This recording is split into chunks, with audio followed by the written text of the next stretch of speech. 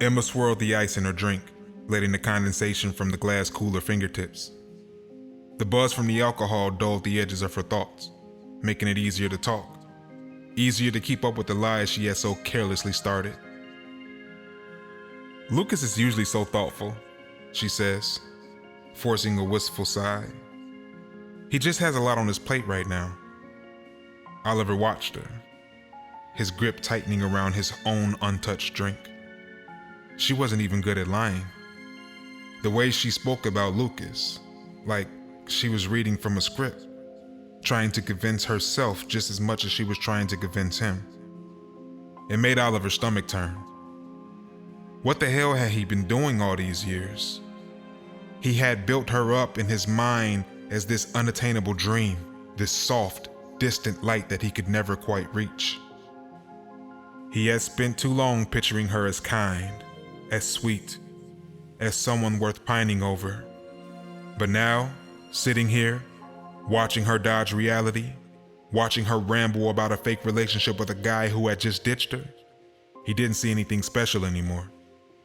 She was just another person. And honestly, he didn't even like her.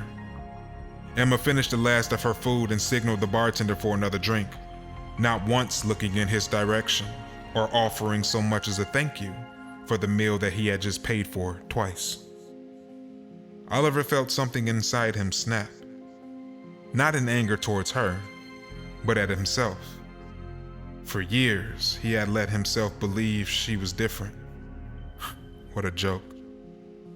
He pushed his plate away, no longer interested in finishing his food. Emma, however, seemed to notice that. "You're not gonna eat that?" she asked, her voice lighter now, more playful. Oliver didn't answer, just raised an eyebrow as she reached over and plucked a fry from his plate. She popped it in her mouth, chewing slowly, watching him.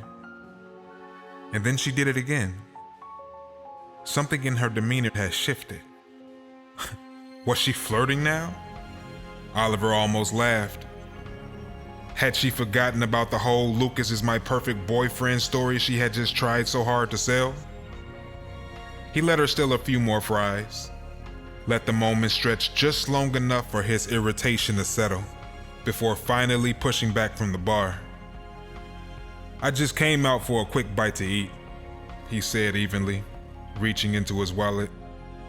"Didn't expect to stay this long. Got work in the morning."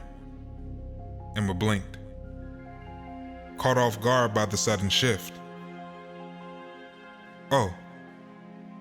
Oliver set a crispy $50 bill on the counter, more than enough to cover the meal. Then, without another word, he stood, adjusting his jacket as he turned toward the door. He was nearly there, then something in him made him pause. He glanced back over his shoulder, locking eyes with Emma, her brows furrowed, confused.